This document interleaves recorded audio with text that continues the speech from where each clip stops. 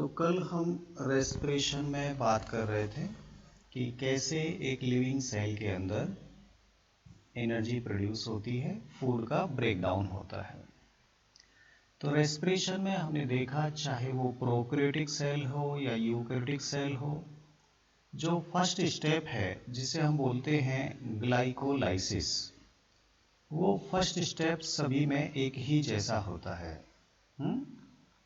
Glycolysis सबके अंदर एक ही जैसा होता है। इसमें होता क्या क्या है कल मैं आपको बताया था, शॉर्ट में थोड़ा देखते हैं। यहाँ ग्लूकोज था, यहाँ पर आपके 2 एटीपी यूज हुआ था। फाइनली यहाँ पर बना था PGAL और DHAP, और इन्होंने यहाँ पर बनाया पायरुविक एसिड। पायरुविक एसिड, लेकिन जब ये पायरुविक एसिड के 2 मॉलिक्यूल बने और हर पायरुविक एसिड 3 कार्बन का था, तो इस दौरान क्या क्या बना? यहाँ पर 2 NADH2 आपको मिले थे और यहाँ पर 4 ATP आपको मिला था। ठीक है, ये ओवरऑल आपका ग्लाइकोलाइसिस था। ये पूरा ग्लाइकोलाइसिस कहाँ पे हो रहा है? ये होता है सेल के साइटोप्लाज्म में, हर लिविंग सेल के साइटोप्लाज्म में। और ये स्टेप जो है ये बिल्कुल भी डिपेंड नहीं है, चाहे सेल के पास ऑक्सीजन हो तो भी होगा, सेल के पास ऑक्सीजन नहीं हो तो भी होगा। तो ये पहला स्टेप तो हर जगह सेम होता है। अब ये जो पायरुविक एसिड बना जिसमें 3 कार्बन के मॉलिक्यूल हैं, अब ये बने 2 हैं हमारे पास। अब हम इनमें से एक मॉलिक्यूल को लेके आगे देखते हैं कि क्या क्या करता है।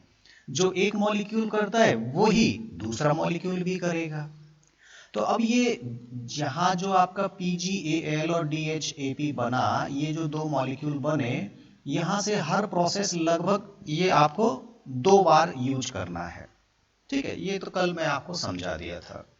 तो चलिए अब एक पायरुविक एसिड को लेके देखते हैं कि आखिर उसका क्या होना है। तो यहां पे मैंने लिया पायरुविक एसिड। ठीक है, अब पायरुविक एसिड का क्या होना है ये डिपेंड करता है कि सेल के पास ऑक्सीजन कितना है। पायरुविक एसिड के पास 3 कार्बन है। यहां से अब क्या इसका होना है ये डिपेंड कैसे होगा कि आखिर सेल के पास ऑक्सीजन कितना है। तो देखिए यहां 3 सिचुएशन हो सकती है। ये क्लास 10th के लेवल पे अगर हम इसको समझें तो यहां पे 3 सिचुएशन हो सकती है। सबसे पहले अगर हम बात करें ऑक्सीजन अगर प्रेजेंट है तो क्या होगा, इसको बोलते हैं एरोबिक रेस्पिरेशन। इसको क्या बोलते हैं? Aerobic respiration. अगर सेल के पास पर्याप्त मात्रा में ऑक्सीजन है तो हर पायरुविक एसिड, चूंकि इसमें 3 कार्बन है, ये जब टूटेगा तो कार्बन डाइऑक्साइड बनेगी और वाटर बनेगा और बहुत सारा एनर्जी ATP के रूप में यहां प्रोड्यूस हो जाएगा। ये काम होता है इन प्रेजेंस ऑफ ऑक्सीजन। और वाकई में हमको यही स्टेप पूरा समझना है कि आखिर ये कैसे होता है, यही हमको जानना है इस चैप्टर में। ठीक है, तो ये हम पूरा डिटेल में पढ़ेंगे। लेकिन अगर सेल के पास ऑक्सीजन की कमी है, होने को तो है लेकिन कमी है, अगर लेक ऑफ ऑक्सीजन है, तो यहां इन दोनों ही प्रोसेस को, जहां लेक ऑफ ऑक्सीजन है और एक एब्सेंस ऑफ ऑक्सीजन है, एब्सेंस ऑफ ऑक्सीजन, इन दोनों ही सिचुएशन को हम फर्मेंटेशन कह देते हैं।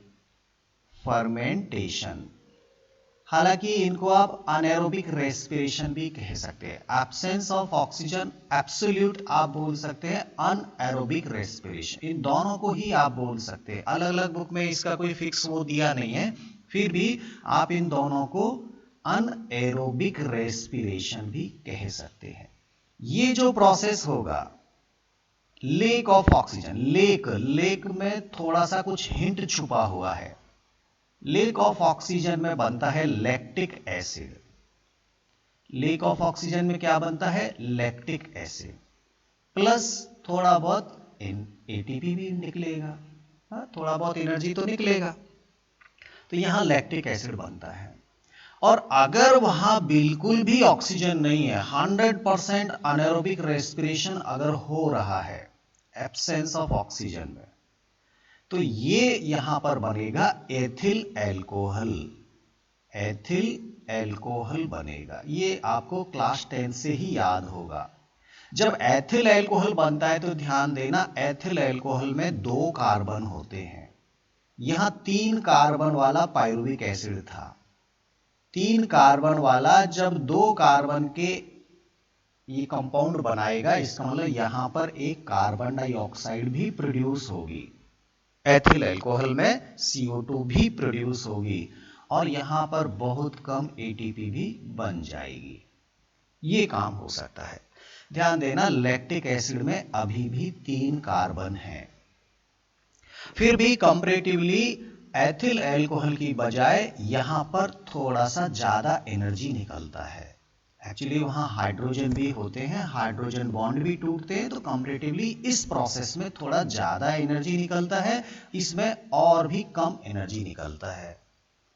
तो यहां पर होने को तो इन दोनों को फर्मेंटेशन बोलते हैं। इसको बोलते हैं लैक्टिक एसिड फर्मेंटेशन और इसको बोलते हैं एल्कोहलिक फर्मेंटेशन।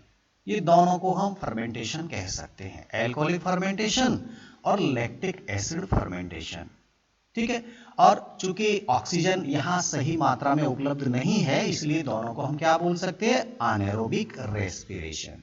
ये वाला एब्सोल्यूट एरोबिक रेस्पिरेशन, यहां पर ही सबसे हाईएस्ट एनर्जी प्रोड्यूस होने वाला है। तो ये स्टेप हमको पूरा कंप्लीट समझना है। कई बार दिमाग में आता है सर ये लैक्टिक एसिड में 3 कार्बन, अरे आपने अमीनो एसिड का नाम सुना है? अमीनो एसिड में एमीन ग्रुप होता है, लैक्टिक एसिड में OH ग्रुप होता है। ज्यादा बिल्कुल कंफ्यूज नहीं होना। ये लैक्टिक एसिड CH3CCOOH H और यहां पर होता है OH। देखिए यहां पर तो हो गया मेथिल और यहां हो गया एल्कोहल, बस यही लैक्टिक एसिड है, कुछ नहीं है। 3 कार्बन है, 1 कार्बन 2 कार्बन 3 कार्बन। ये कभी भी एग्जाम में नहीं पूछता लैक्टिक एसिड क्या है, ऐसा कुछ नहीं पूछेगा।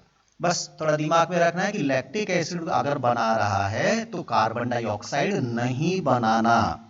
अगर एल्कोहल आप बना रहे तो कार्बन डाइऑक्साइड भी जरूर बनाना, क्योंकि एथिल एल्कोहल मतलब C2H5OH होता है।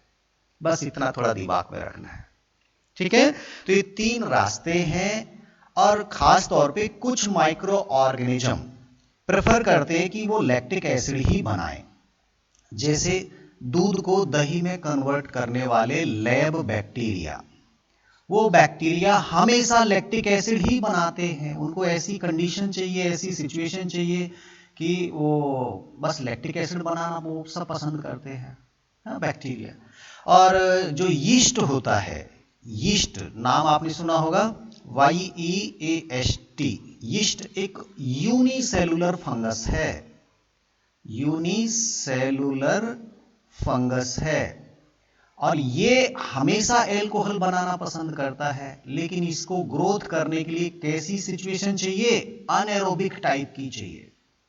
इसलिए बंद बड़े बर्तन में एक टैंकर, जिसको रिएक्टर बोलते हैं, बायो रिएक्टर, उसके अंदर हम ये कार्बोहाइड्रेट को भर देते हैं, स्टार्च वगैरह, ग्लूकोज वगैरह, ऐसा कुछ, गन्ने का जूस या अंगूर का जूस, या कुछ ऐसा कोई मटेरियल जिसमें कार्बोहाइड्रेट होता है, ग्लूकोज होता है, और उसको उस बड़े से बर्तन के अंदर उसको पैक कर देते हैं। ये आपका कार्बोहाइड्रेट वाला मटेरियल है और इसमें आपने यीस्ट डाल दिया। क्या डाल दिया? यीस्ट, वो माइक्रो ऑर्गेनिज्म। अब वो इस अल्कोहल को खाएंगे, अनएरोबिक कंडीशन रखेंगे, पूरा पैक करके रखेंगे, ये पूरा बर्तन बंद करके रखेंगे, बड़े बड़े फर्मेंटर होते हैं ये। और जब यीस्ट इस कार्बोहाइड्रेट को कंज्यूम करता है तो इस रिएक्टर के अंदर अल्कोहल बनाता है और उस अल्कोहल को हम प्यूरिफाई करके वाइन के रूप में बेचते हैं। तो ये इंडस्ट्रियल लेवल पे इस यीस्ट माइक्रो ऑर्गेनिज्म का ही इस्तेमाल होता है शराब बनाने में। ये अनएरोबिक रेस्पिरेशन करता है और हमारे लिए प्रोडक्ट तैयार करता है। लेकिन ध्यान देना, लैक्टिक एसिड बना तो रहे हैं, लेकिन ये लैक्टिक एसिड उस माइक्रो ऑर्गेनिज्म को नुकसान पहुंचाता है। ऐसे ही एथिल अल्कोहल भी माइक्रो ऑर्गेनिज्म को नुकसान पहुंचाता है। अब इस रिएक्टर में अगर अल्कोहल का कंसंट्रेशन 13% हो जाए तो ये अल्कोहल इन यीस्ट को मारना शुरू कर देता है, क्योंकि इस कंडीशन में यीस्ट सरवाइव नहीं कर सकता। अगर अल्कोहल का परसेंटेज बहुत बढ़ जाएगा तो यीस्ट, जो खुद यीस्ट बना रहा है अल्कोहल, वो खुद यीस्ट को मारना शुरू कर देगा। इसलिए कभी भी अगर बायोरिएक्टर में आप नेचुरल कोई भी अल्कोहलिक प्रोडक्ट तैयार कर रहे हैं तो 13% से ज्यादा अल्कोहल कभी भी उस ड्रिंक में नहीं होगा। हाँ, जो बियर बनाते हैं वो बियर में हाईएस्ट 13% ही अल्कोहल पाया जाता है, लेकिन बाद में डिस्टिलेशन प्रोसेस करके अल्कोहल को एब्सोल्यूट 100% तक भी कन्वर्ट कर लिया जाता है। बाद में अल्कोहल को आपने केमिस्ट्री में पढ़ा होगा, फ्रैक्शनल डिस्टिलेशन होता है, तो 70 डिग्री के आसपास वो इवेपोरेट होगा अल्कोहल, उसको कंडेंस करके इकट्ठा कर लेते हैं, तो वहां वो कंसंट्रेशन बढ़ा लेते हैं। तो कुल मिला के ये दोनों ही केमिकल कंपाउंड जो रेस्पिरेशन के दौरान बन रहे हैं, ये दोनों उन सेल के लिए भी नुकसान वाले हैं। तो हम कभी नहीं चाहेंगे कि हमारे ह्यूमन बींग्स की बॉडी में इस टाइप का रेस्पिरेशन हो। इस टाइप का नहीं होना चाहिए, ना तो अनएरोबिक होना चाहिए और ना लैक्टिक एसिड वाला होना चाहिए। तो हमारी बॉडी में सफिशिएंट मात्रा में हर सेल तक ऑक्सीजन पहुंचाने की व्यवस्था की गई है नेचर के द्वारा। हमारे पास एक रेस्पिरेटरी सिस्टम है, हमारे पास ब्लड में हीमोग्लोबिन है और वो लगातार हर सेल तक ऑक्सीजन पहुंचाते रहते हैं, ताकि हमारी सेल केवल ये वाला काम करें जहां पर CO2 डिफ्यूज होकर बाहर आ जाएगी और पानी तो हमारी सेल में कोई दिक्कत वाली बात नहीं है। तो ये बिल्कुल एकदम सेफ तरीका है और बहुत एनर्जी इसमें हमको मिलती है। तो ज्यादातर जितने भी लिविंग्स हैं वो हर एक लिविंग बींग्स यही तरीका अपनाना चाहता है। लेकिन मैंने बताया जैसे यीस्ट है वो तो हमेशा अल्कोहल ही बनाएगा, आपका लैब बैक्टीरिया है वो हमेशा लैक्टिक एसिड ही बनाएगा। कई बार जैसे हम मान लीजिए कुछ ऐसी पोजीशन में सो जाते हैं कि हमारा एक हाथ दब गया, तो वहां पे आगे ब्लड का सप्लाई पूरा नहीं होता, तो उसके चलते ऑक्सीजन की कमी आ जाती है और हमारी मसल्स में लैक्टिक एसिड बन जाता है। और जब वो लैक्टिक एसिड बनता है तो हमको एकदम पिन सी चुभती है हाथ में, ऐसे लगता है सुन्न हो गया, एकदम सो गया हाथ। एक्चुअली वहां लैक्टिक एसिड बना। जैसे ही आप जल्दी जल्दी सांस लेंगे, उस हाथ को रिलैक्स कर देंगे और सफिशिएंट ऑक्सीजन जाना शुरू हो जाएगी, तो बाद में इस लैक्टिक एसिड को फिर से तोड़कर CO2 और H2O बना लेती है हमारी बॉडी और हमारा हाथ सही हो जाता है। तो ज्यादा घबराने की जरूरत नहीं है, लेकिन लैक्टिक एसिड नहीं बनना चाहिए। कभी कभी हम ज्यादा एक्सरसाइज करते तो भी हमारी मसल्स में लैक्टिक एसिड बन जाता है, ऑक्सीजन की कमी हो जाती है तब। तो ये एक तरीका था कि आखिर पायरुविक एसिड का आगे क्या फ्यूचर होना है। तो हमको पढ़ना है एरोबिक रेस्पिरेशन, हमको ये रास्ता पढ़ना है और इस रास्ते में आखिर कैसे 3 कार्बन का कंपाउंड अपने हाइड्रोजन को रिमूव करेगा, अपने कार्बन को रिमूव करेगा, क्योंकि इसके पास कार्बन है और इसके पास हाइड्रोजन है। हाइड्रोजन को जब हम रिमूव करेंगे तो NADH2 जैसा कंपाउंड बनवा लेंगे और ये NADH2 हमको ATP बनाएगा आगे चलकर। हमने ग्लाइकोलाइसिस में भी तो किया था, हाइड्रोजन निकाले तो क्या बनाया था, NADH2 बनाया। ऐसे ही हम ये पायरुविक एसिड के हाइड्रोजन को तोड़ेंगे तो फिर हम ऐसे ही कंपाउंड बनाएंगे। जब हम कार्बन को तोड़ेंगे तो CO2 निकालेंगे, ये CO2 कार्बन जब निकलेगा तभी तो CO2 निकलेगा। तो आप अब इतना तो समझ गए होंगे कि जब पायरुविक एसिड धीरे धीरे टूटेगा तो एक पायरुविक एसिड कितने कार्बन डाइऑक्साइड बनाएगा, 3 कार्बन है तो 3 कार्बन डाइऑक्साइड बनाएगा वो। तो जब पूरा हम ये पूरा सीक्वेंस पढ़ेंगे, पूरी रिएक्शन पढ़ेंगे, तो हमको 3 जगह कार्बन डाइऑक्साइड निकालना पड़ेगा और बहुत सारी ऐसी जगह आने वाली हैं जहां हमको हाइड्रोजन भी निकालना है और इस तरह के कंपाउंड बनाएंगे जो बाद में हमको एटीपी बना देंगे। एक्चुअली जब जब बॉन्ड टूटेंगे तब तब एनर्जी रिलीज होगी और उस एनर्जी को या तो एटीपी में स्टोर करेंगे, नहीं तो NADH2 में स्टोर करेंगे और NADH2 की एनर्जी को बाद में फिर एटीपी में कन्वर्ट कर लेंगे। तो ये ओवरऑल पूरा प्रोसेस होता है लिविंग सेल में। हमको क्या पढ़ना है कि आखिर पाइरुविक एसिड कैसे CO2 और H2O बनाता है, कैसे सेल एरोबिक रेस्पिरेशन करती है। तो ये जो केमिकल स्टेप्स हैं काफी कॉम्प्लिकेटेड स्टेप बाय स्टेप हैं, आपकी NCERT टेक्स्ट बुक में बहुत शॉर्ट में लिखा है। मैं चाहूंगा थोड़ा सा हम एक्स्ट्रा देख के उसको समझ जाएं ताकि हमें कोई दिक्कत ना आए। ठीक है, हम हर वो स्टेप देखेंगे कि कहां CO2 निकल रही है, हम हर एक वो स्टेप देखेंगे जहां NADH2 बन रहा है। जब जब CO2 निकलेगा तब तब एनर्जी निकलेगी और जब एनर्जी निकलेगी तभी हम NADH2 बना देंगे। हाँ, यहाँ पे बहुत ये कंसेप्ट समझ में आना चाहिए कि बॉन्ड टूट रहे तो एनर्जी निकल रहा है और एनर्जी निकल रहा है तो उसको स्टोर करना है।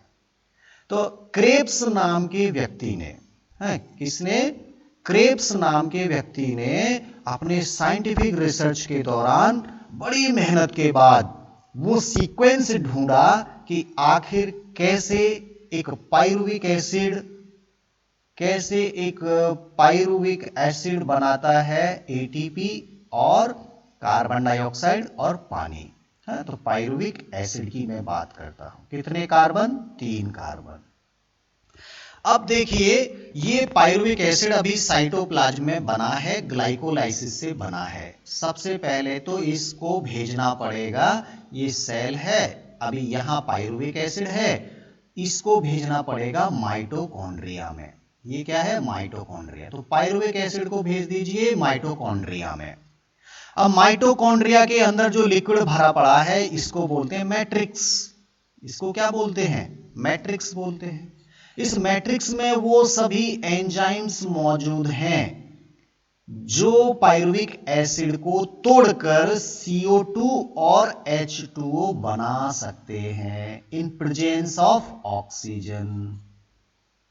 ठीक है, ऑक्सीजन होना चाहिए तभी आपका पाइरुविक एसिड CO2 और H2O में टूटेगा।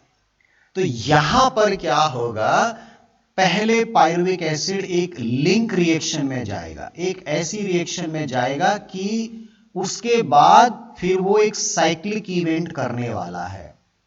कुछ केमिकल कंपाउंड हैं जो इसको लेंगे और बाद में फिर दोबारा से बन जाएंगे। तो ये यहां से ऊपर ये तो था आपका ग्लाइकोलाइसिस, ये तो था यहां तक ग्लाइकोलाइसिस। यहां पर ये हो रहा है एक लिंक रिएक्शन और लिंक रिएक्शन से जो प्रोडक्ट बनेगा वो प्रोडक्ट एक साइक्लिक वे में घूमने वाला है और यहां पर लगातार CO2 छोड़ेगा, NADH2 छोड़ेगा और फिर से वापस बन जाएगा। जो इस चीज को लेना वो चीज दोबारा से बनानी पड़ेगी। हमने वहां पर भी देखा था C4 साइकिल में भी ऐसा ही साइक्लिक इवेंट हुआ था। हमने C3 साइकिल में देखा था, वहां पर भी साइक्लिक इवेंट हुआ था और यहां रेस्पिरेशन में देख रहे हैं यहां पर भी साइक्लिक इवेंट हो रहा है। तो पहले इस लिंक रिएक्शन को समझना है कि आखिर ये कौन सा प्रोडक्ट है जो एक साइक्लिक इवेंट में एंटर करने वाला है। ये 3 कार्बन का कंपाउंड एक 2 कार्बन के कंपाउंड में आएगा और फिर वो साइक्लिक इवेंट में जाएगा। ठीक है, तो इस चक्र को, ये जो चक्र है, ये जो साइकिल बन रहा है, इसको नाम दिया गया क्रेब्स साइकिल। इसको क्या नाम दिया गया? Krebs cycle. किसने बताया? क्रेब्स नाम के व्यक्ति ने बताया कि कैसे कैसे प्रोसेस होती है, कैसे कैसे CO2 रिलीज होती है और कैसे कैसे कंपाउंड बनते हैं। लेकिन ये जो क्रेब्स साइकिल है इसको समझने से पहले हमको इस लिंक रिएक्शन पे जाना पड़ेगा कि कैसे ये 3 कार्बन का कंपाउंड कैसे एक 2 कार्बन के कंपाउंड को बनाता है, ये जानना बहुत जरूरी है। ये सब काम कहां होना है? ये मैट्रिक्स में ही होना है। ये काम भी मैट्रिक्स में होना है और ये काम भी मैट्रिक्स में होना है। ठीक है, तो सबसे पहले लिंक रिएक्शन को समझने की कोशिश करते हैं। चलिए अब हम माइटोकॉन्ड्रिया में पहुंच गए। पायरुवेट हमारा कहां पहुंच गया? पायरुविक एसिड, हमारा पायरुविक एसिड पहुंच गया है माइटोकॉन्ड्रिया की मैट्रिक्स में। ये हो गया पायरुविक एसिड। कितने कार्बन?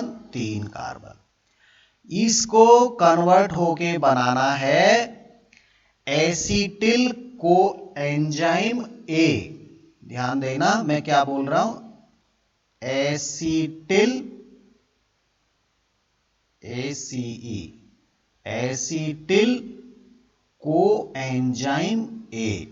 ये एक कंपाउंड बनाना है, याद हो जाएगा, आप चिंता मत कीजिए, डरिए नहीं। हाँ, एसिटिल कोएंजाइम ए के पास कितने कार्बन? 2 कार्बन। इसका मतलब इसके जो 3 कार्बन थे उनमें से एक कार्बन टूटा होगा।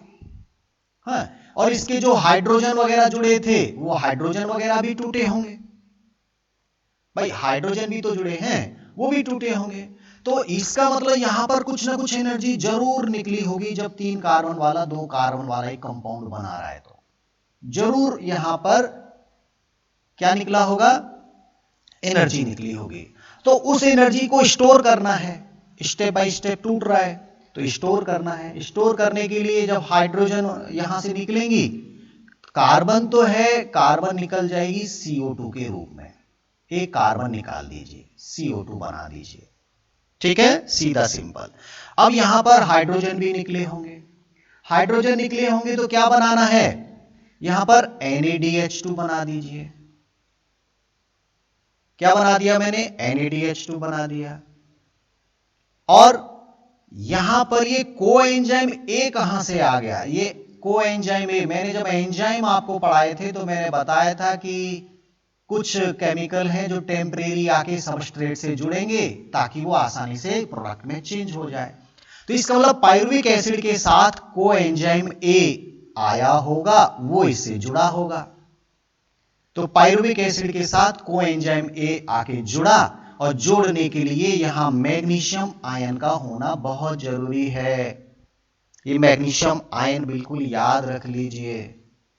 मैग्नीशियम आयन होगा तभी पायरुविक एसिड के साथ कोएंजाइम ए जुड़ेगा। ये बहुत बार पूछा जाता है मैग्नीशियम आयन। हाँ, तो इंपॉर्टेंट है, वो तो मैट्रिक्स में पढ़ा हुआ है, कोई दिक्कत वाली बात नहीं है। कोएंजाइम ए हमारे पास पड़े हुए हैं, वो आके यहाँ पे जुड़ गए। यहाँ पे क्या हो रहा है? हाइड्रोजन भी निकल रही है तो डिहाइड्रोजिनेशन का भी काम हो रहा है। हाँ, डिहाइड्रोजिनेशन हो रहा है, NaDH2 बन रहा है। NaDH2 क्यों बन रहा है? क्योंकि यहां पर NAD आयन भी आया होगा। NAD आयन आया होगा, वो इसकी हाइड्रोजन को लेके NaDH2 बना दिया। यहां का एक CO2 निकला, कार्बन निकला, तो उसने CO2 बना दिया। कोएंजाइम ए इसके साथ जुड़ गया, एसिटिल कोएंजाइम ए। तो ये कुछ इस तरह का एक प्रोसेस बनता है कि पायरुविक एसिड इसके साथ कोएंजाइम ए जोड़ दो, इसके साथ NAD आयन जोड़ दो, और फिर प्रोडक्ट में निकाल दो एसिटिल कोएंजाइम ए, एक कार्बन डाइऑक्साइड निकाल दो और NaDH2 निकाल दो। ये काम होना है। यहां आपका डिकार्बोक्सिलेशन भी हो रहा है, डिकार्बोक्सिलेशन भी हो रहा है और डिहाइड्रोजिनेशन भी हो रहा है, और ये काम आसानी से मैट्रिक्स में हो रहा है। हाँ, तो यहां पर अगर आप एंजाइम का नाम लिखना चाहें तो हमको थोड़ा हमारी बुक अगर फॉलो करें तो पायरुवेट डिहाइड्रोजिनेज,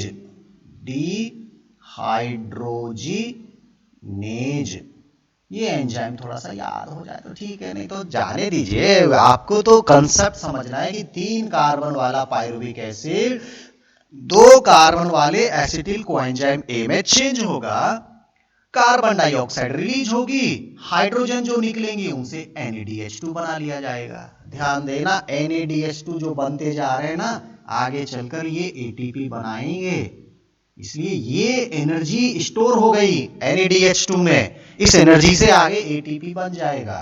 ये बॉन्ड यहां पे टूटे ना, वो बॉन्ड की एनर्जी NaDH2 में स्टोर कर ली गई है। आगे फर्दर इसको चेंज करके हम ATP में चेंज कर लेंगे। तो ये हो गया एक ऐसा स्टेप जो एसिटिल कोएंजाइम ए बनाता है। इस पूरी प्रोसेस को हम बोलते हैं लिंक रिएक्शन। ये लिंक रिएक्शन किस किस के बीच में होती है? लिंक रिएक्शन होती है, इधर तो ग्लाइकोलाइसिस था, ग्लाइकोलाइसिस से आपका पायरुविक एसिड बना, और इधर होना है क्रेब्स साइकिल, इधर होना है क्रेब्स साइकिल, इन दोनों को जोड़ती है, इसीलिए नाम दिया लिंक रिएक्शन। भाई pyruvic acid direct Krebs cycle में रोटेट नहीं करने वाला, पहले उसको एसिटिल कोएंजाइम ए बनाना है, तब जाकर वो एक साइक्लिक केमिकल प्रोसेस में एंटर करेगा।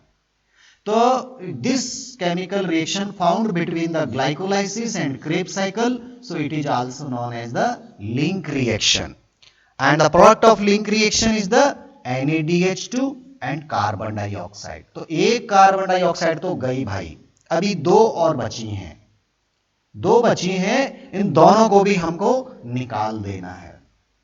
धीरे धीरे निकलेगा, हाइड्रोजन भी निकलेंगे, और हर स्टेप पर कुछ ना कुछ हमको एनर्जी स्टोर करना पड़ेगा।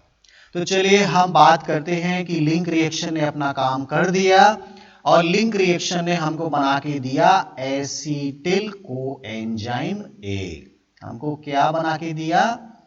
Acetyl coenzyme A. कितने कार्बन? 2 कार्बन। कहां से आया? पायरुविक एसिड से आया। अब इसको कौन लेने वाला है? 2 कार्बन को। एक 4 कार्बन का कंपाउंड है जो इसको लेगा। क्या आप मुझे बता सकते हैं 4 कार्बन का कंपाउंड ज्यादातर कौन सा मिलता है सेल में? कौन सा मिलता है? आपको याद आ रहा है?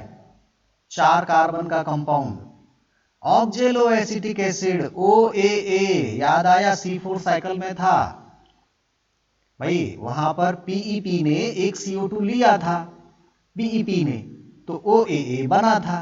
तो ये वो OAA यहां पर एक मौजूद है मैट्रिक्स में, ऑक्जेलो एसिटिक एसिड। अब ये क्या करता है? इस एसिटिल कोएंजाइम ए को साथ में लेकर एक 6 कार्बन वाला कंपाउंड बनाएगा। अब ये साइक्लिक इवेंट में एसिटिल कोएंजाइम ए को रिसीव किसने किया? 4 कार्बन के कंपाउंड ऑक्जेलो एसिटिक एसिड ने रिसीव किया। इसने इसको बोला चलो आओ, तुम्हारी हाइड्रोजन तोड़वा देता हूं और तुम्हारी कार्बन डाइऑक्साइड को भी निकलवा देता हूं। किसने बोला? ऑक्जेलो एसिटिक एसिड ने। ठीक है, तो 4 कार्बन इसके पास थे, 2 कार्बन इसके पास हैं, 6 कार्बन का कंपाउंड बनाया जिसका नाम था सिट्रिक एसिड। नाम क्या था? Citric acid. चूंकि इस पूरे साइकिल में फर्स्ट स्टेबल कंपाउंड एक 6 कार्बन का सिट्रिक एसिड बनता है, इसलिए इसको हम सिट्रिक एसिड साइकिल भी कह सकते हैं। किसको? क्रेब्स साइकिल का ही दूसरा नाम है सिट्रिक एसिड साइकिल। इसी को बोलते हैं सिट्रिक एसिड साइकिल। नाम याद रहेगा, सिट्रिक एसिड साइकिल भी बोल सकते हैं। क्यों? क्योंकि फर्स्ट स्टेबल कंपाउंड क्या बना? सिट्रिक एसिड साइकिल बना। कितने कार्बन है इसके पास? 6 कार्बन है इसके पास। क्या ये डायरेक्ट बना दिया होगा? क्या ये डायरेक्ट बन गया होगा? भैया इसके पास कोएंजाइम ए था, अब याद करो कोएंजाइम ए, और यहां सिट्रिक एसिड के पास तो कोएंजाइम ए नहीं है। इसका मतलब क्या हुआ? ये कोएंजाइम ए का काम हो गया खत्म, ये कोएंजाइम ए कर दिया बाहर। लेकिन यहां पर क्या करना पड़ा? एक वाटर मॉलिक्यूल देना पड़ा। क्या देना पड़ा? Water molecule. सेल के पास पानी है क्या? हाँ बहुत है उसके पास तो मैट्रिक्स में, बस और कुछ नहीं किया, हमने एक पानी का मॉलिक्यूल दे दिया और कोएंजाइम ए को निकाल के बाहर फेंक दिया। जाओ भैया तुम्हारा काम खत्म हो गया। OAA के साथ एसिटिल ग्रुप जुड़ गया, 6 कार्बन का क्या बन गया? सिट्रिक एसिड बन गया। क्या ये बात समझ में आ रही है? कोई डाउट नहीं है ना इसमें? बिल्कुल, यहां पे कोई डाउट नहीं है।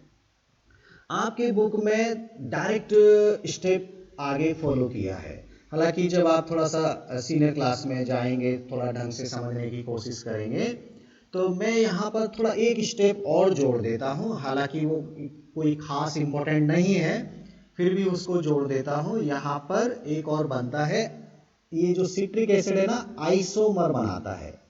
ये अपना थोड़ा सा शेप चेंज करता है और इसको बोलते हैं आइसोसिट्रिक एसिड। Isocitric acid. ये बस क्या है, आइसोमरेज एंजाइम ने इसका थोड़ा मतलब शेप चेंज कर दिया, इधर उधर बॉन्ड कर दिया। ये 6 कार्बन था, अभी भी ये 6 कार्बन है, अभी कुछ भी नहीं हुआ। एक्चुअली इसको थोड़ा अपना स्ट्रक्चर बदलना पड़ेगा, तब जाकर ये नेक्स्ट काम कर पाएगा। तो ये क्या बनाया, आइसोसिट्रिक बनाया। सिट्रिक एसिड ने क्या बनाया, आइसोसिट्रिक एसिड। अब अगला काम इंपॉर्टेंट है।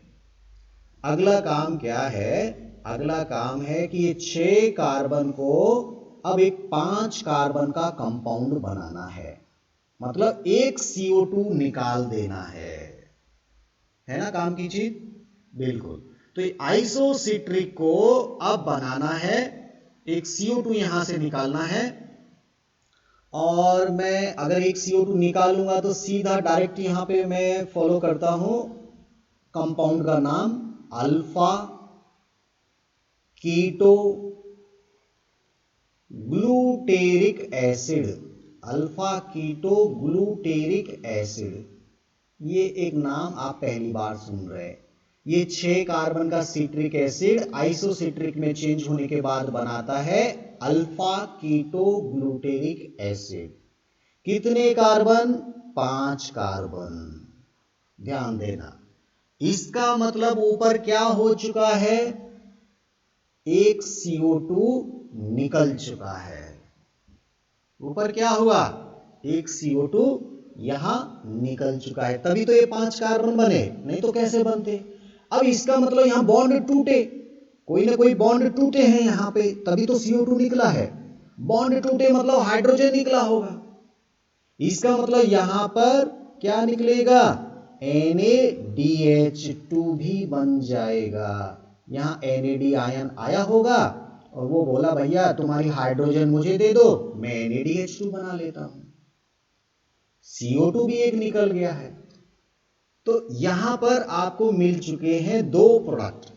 कार्बन डाइऑक्साइड हो गया बाहर। हमको टोटल कितनी कार्बन डाइऑक्साइड अंदर आई थी, 2 आई थी। एक तो ये हो गई, एक जगह और कहीं निकालेंगे अभी आगे चलकर। ये बिल्कुल ध्यान रखना, इस पूरे साइकिल में 4 कार्बन वाला तो दोबारा बनाना पड़ेगा। ये 4 कार्बन का कंपाउंड तो हमको दोबारा बनाना पड़ेगा, तभी तो बार बार वो काम करता रहेगा, नहीं तो प्रॉब्लम हो जाएगी। मैट्रिक्स में बार बार OAA कहां से आएंगे, इनको बनाना पड़ेगा, रीजनरेशन करना पड़ेगा इनको। तो ये 2 कार्बन को ही हमको तोड़ना है, एक कार्बन तो ये टूट गया। आइसोसिट्रिक से क्या बन गया, अल्फा कीटो ग्लूटेरिक एसिड बन गया। तो यहां पर क्या क्या निकला, क्या निकला, NaDH2 निकला और CO2 निकला। चलिए अगला स्टेप देखते हैं कि अल्फा कीटो ग्लूटेरिक एसिड अब यहां पे बनाएगा सक्सिनिक एसिड। यहां पे क्या बनाएगा, सक्सिनिक एसिड, ठीक है। या सक्सिनिक एसिड की जगह थोड़ा सा मैं यहां पर एक स्टेप और बढ़ा देता हूं, यहां बनेगा सक्सिनिल कोएंजाइम A। अब ये कोएंजाइम A सर आप बढ़ा रहे हैं, इसका मतलब कोएंजाइम A कहां से आएगा, वो अलग से आ जाएगा, क्या दिक्कत है। यहां पे बनेगा सक्सिनिल कोएंजाइम A, SUCCINYL,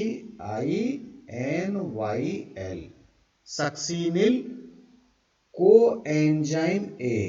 ये एक कोएंजाइम और दोबारा से आया, यहां पे एक निकला था ना, याद करो, ये पहले निकल गया था, अब बोल रहे तुम दोबारा से आ जाओ। हाँ, तो यहां पर एक ऐड हमको क्या करना पड़ेगा, कोएंजाइम A ऐड करना पड़ेगा। हाँ, सक्सिनिल कोएंजाइम A बन रहा है। तो बस हमने केवल क्या किया, अल्फा कीटो ग्लूटेरिक एसिड को चेंज करके क्या बना दिया, सक्सिनिल कोएंजाइम A बना लिया। सक्सिनिल कोएंजाइम A अगर बनाया तो यहां पर अभी कितने कार्बन आए, 5 कार्बन आए, ठीक है, तो यहां पर सक्सिनिल कोएंजाइम ए के पास कितने कार्बन हैं? 4 कार्बन है। सक्सिनिल कोएंजाइम ए के पास कितने कार्बन है? 4 कार्बन है। क्या करना पड़ेगा सर? एक CO2 फिर से निकालो, और CO2 निकलेगी तो एनर्जी निकलेगी, मतलब यहां पर एक NADH2 और निकालो। ये लो भैया, हमने दोनों चीज निकाल दी, NADH2 भी निकाल दिया, CO2 भी निकाल दिया, और कोएंजाइम ए उसको दे दिया कि इसको ले लो भाई तुम। ये एंजाइम कोएंजाइम ए हेल्प कर रहा है, अल्फा कीटो ग्लूटेरिक एसिड को सक्सिनिल कोएंजाइम ए में कन्वर्ट कर रहा है। कितने कार्बन का कंपाउंड बन गया? 4 कार्बन का कंपाउंड बन गया है। ठीक है, अब सक्सिनिल कोएंजाइम ए 4 कार्बन का जो कंपाउंड बना, अब ये बोलता है कि ये भैया कोएंजाइम ए को तुम ले जाओ, मुझे नहीं चाहिए, तो ये सीधा बनाएगा सक्सिनिक एसिड। क्या बनाएगा? Succinic acid. इसका मतलब कोएंजाइम ए को फिर से बाहर फेंक दिया। ये टेम्परेरी आता है ना कोएंजाइम ए, तो ये टेम्परेरी आता है, आया इधर जुड़ा, ये काम करवाया, और इधर इसको फिर से बाहर फेंक दिया, जाओ तुम्हारा काम खत्म हो गया, तो कोएंजाइम ए फिर से बाहर हो गया। लेकिन जब ये कोएंजाइम ए हटा तो यहां पर भी एनर्जी रिलीज हुई, लेकिन ये एनर्जी ज्यादा नहीं थी। यहां पर बना GTP, ये पूछा जाता है, GTP बना यहां पर। एक्चुअली आपने अभी तक ATP पढ़ा है। ATP में क्या था? Adenosine triphosphate, adenosine. अब मैंने आपको जब न्यूक्लिक एसिड पढ़ाए थे तो मैंने 4 तरह के आपको नाइट्रोजिनस बेस बताए थे, adenine, guanine, thymine, uracil, cytosine, 5 बता दिए थे। तो एडिनिन के साथ 3 फास्फोरस जुड़े तो एडिनोसिन ट्राइफॉस्फेट, एडिनिन के साथ जुड़े थे। तो अब मैंने क्या बोल दिया? GTP मतलब गुआनोसिन ट्राइफॉस्फेट। ये गुआनोसिन है, ये भी एक ट्राइफॉस्फेट बना लेता है। तो यहां ध्यान देना, ATP नहीं बनता, बल्कि क्या बनता है? GTP बनता है, गुआनोसिन ट्राइफॉस्फेट बनता है। और जो काम ATP करता है वही काम GTP करता है। इसका मतलब दोनों इक्वल हैं, एक ही चीज है, केवल थोड़ा नाम बदल गया है। ATP ही बना, आप तो यही मानिए कि यहां पर ATP बना, हालांकि वो ATP ना बनकर क्या बना? GTP बना। थोड़ा सा काम आएगा। आप हम ये इक्वल बात कर रहे हैं, जो ATP यूज होता है सेल में, बिल्कुल GTP भी इस्तेमाल होता है, ये भी एनर्जी देता है। केवल यही बनता है और कहीं कभी नहीं बनेगा, बस यही बनता है, इसको याद कर लेना है। ठीक है, हम पूरा ये सीक्वेंस देखेंगे, आप चिंता मत करो। अब हमारे पास क्या बन चुका है? Succinic acid. चलिए अब सक्सिनिक एसिड से बनाते हैं। ये सक्सिनिक एसिड के पास कितने कार्बन है? ये 4 कार्बन था ना, तो ये 4 कार्बन ही तो है। इसका मतलब अब कार्बन तो निकालना ही नहीं है। क्यों? क्योंकि हमको 4 कार्बन का ही OAA बनाना है। लेकिन अभी इसमें हाइड्रोजन है, तो इसके हाइड्रोजन निकलेंगे अभी 2 बार और निकलेंगे अभी। तो एक बार इसके हाइड्रोजन निकालो, चलो सक्सिनिक एसिड के हाइड्रोजन निकालो, तो बन जाएगा यहां मैलिक एसिड। क्या बनेगा? Malic acid. यहां पर हाइड्रोजन निकले तो हमने बोला कि इन हाइड्रोजन को कौन लेगा? NADH2 नहीं, यहां पर लेगा FAD आयन, FAD, और बनाएगा FADH2। भाई NAD ले रहा है तो NADH2, और FAD ले रहा है तो FADH2। भाई यहां ATP लेता, ADP लेता तो ATP बनता, यहां तो GTP बन रहा है। ये दोनों नाम थोड़े अलग आ रहे हैं, GTP बन रहा है, इधर FADH2 बन रहा है, ध्यान देना। अब FAD क्या है? भाई FAD की बात करते तो ये क्या है? इसे बोलते हैं flavin adenine dinucleotide, nucleotide, flavin adenine dinucleotide FAD। और NAD का नाम तो मैंने पहले बता दिया था, निकोटिनामाइड एडेनिन डाई न्यूक्लियोटाइड। भाई डाई न्यूक्लियोटाइड तो है ही है, ये था निकोटिनामाइड एडेनिन, निकोटिनामाइड एडेनिन, ये है फ्लेविन एडेनिन, बस और कुछ नहीं है। FADH2 बना। मैं आपको थोड़ा सा बता रहा था कि आगे चलकर जो NADH2 है वो आगे चलकर 3 ATP बनवाएगा हमको। मैंने आपको जब ग्लाइकोलाइसिस में भी पढ़ाया था कि ये NADH2 क्या है, ये ATP बनवाएगा। लेकिन ये जो FADH2 है ये थोड़ा कम एनर्जी बनवाता है। ये FADH2 जब आगे इस्तेमाल होगा तो ये केवल 2 ही ATP बनवाएगा बस। ये मतलब यहाँ कम एनर्जी स्टोर हुआ है, हुआ तो है लेकिन कम थोड़ा सा। चलिए हो गया काम अपना। सक्सिनिक एसिड से क्या बन गया, मैलिक एसिड। मैलिक एसिड के पास कितने कार्बन, 4 कार्बन। अब मैलिक एसिड को OAA में चेंज करना है, इसका मतलब कुछ ना कुछ हाइड्रोजन तो और निकले हैं अभी, और यहां जो हाइड्रोजन निकले यहां पर बनेगा NADH2। बस हो गया काम, OAA फिर से बन गया और फिर से वो नए एसिटिल कोएंजाइम को लेके फिर से घूम के जाएगा। तो ये जो पूरा एक साइक्लिक इवेंट चल रहा है, इस साइक्लिक इवेंट को बोलते हैं क्रेब्स साइकिल। इसको क्या बोलते हैं, क्रेब्स साइकिल। ये कई बार एग्जाम में 5 नंबर में पूछा जाता है और है कुछ नहीं। अगर एक बार समझ में आया तो कुछ 2-3 नाम बस हमको याद करने हैं। देखो OAA पहले से याद था, एसिटिल कोएंजाइम बन ही गया है। सिट्रिक एसिड कोई ज्यादा दिक्कत नहीं है, नींबू में मिलता ना सिट्रिक एसिड, हाँ क्या दिक्कत है, नींबू में आपने पढ़ा होगा, ये नाम पहले से ही याद है। सिट्रिक को आइसो बना दो, कोई फर्क नहीं पड़ता। ये नाम थोड़ा सा आप 2 नाम याद करने में कौन सी बड़ी बात है, अल्फा कीटोग्लूटेरिक एसिड और सक्सिनिक एसिड। सक्सिनिक एसिड बनेगा ना ये, तो पहले उसको कोएंजाइम ए के साथ बनाओ तभी तो GTP बनाओगे। अगर कोएंजाइम ए को नहीं हटाया तो GTP कैसे बनेगी भाई, यहां का बॉन्ड टूटेगा तभी तो GTP बनेगी।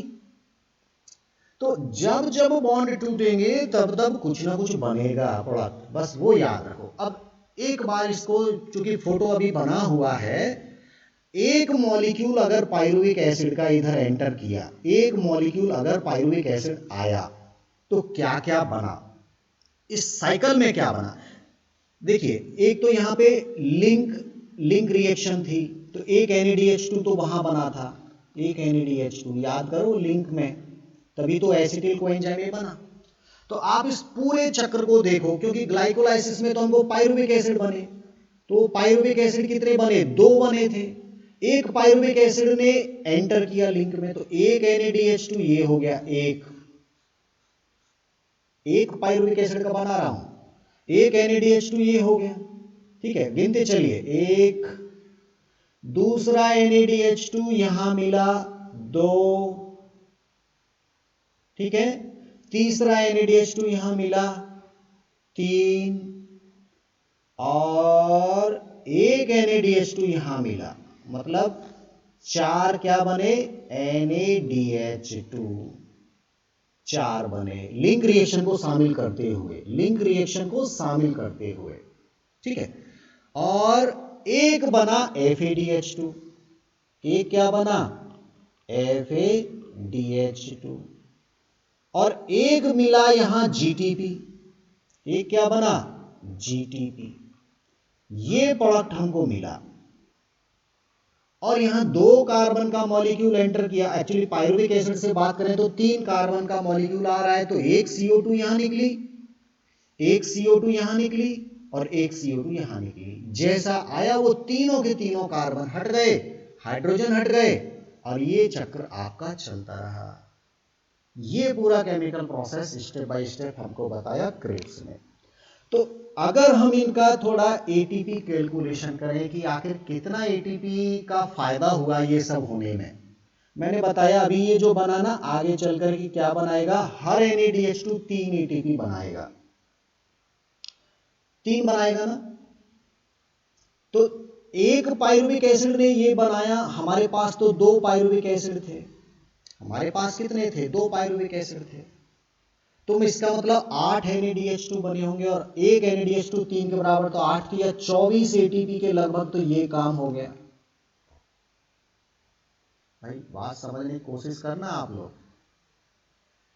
ये एक पायरुविक एसिड ने बनाए, हमारे पास तो ग्लाइकोलाइसिस में 2 बने थे ना, तो ये हर चीज 2 हो गई, तो ये 8 हो गए। और 1 से 3 बन रहे हैं तो 8 या 24 बनेंगे ATP। ये 1 से 2 ATP बनाता है, तो ये कितने बनेंगे, ये 2 बनेंगे ना, 2 बनेंगे, तो 2 2 4 ATP ये आपके बन जाएंगे। और ये भी 2 बार होगा तो 2 ATP ये बन जाएंगे। और हमको ग्लाइकोलाइसिस में क्या देखा था, ग्लाइकोलाइसिस में हमने देखा वहां पर एक NaDH2 बना था, एक बना था कि 2 बने थे, 2 बने थे।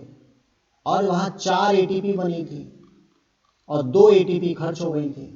वहां पर हमको देखा तो हमने लगभग 8 ATP के बराबर का फायदा लिया था। मैं एक बार फिर से दोबारा बैलेंस आपको करके बता दूंगा। ग्लाइकोलाइसिस में लगभग 8 ATP का बेनिफिट हमको मिला था, और यहां पर हमको कितना मिल गया, 24 और 4 कितना हो गया, 28 और 2 मतलब 30।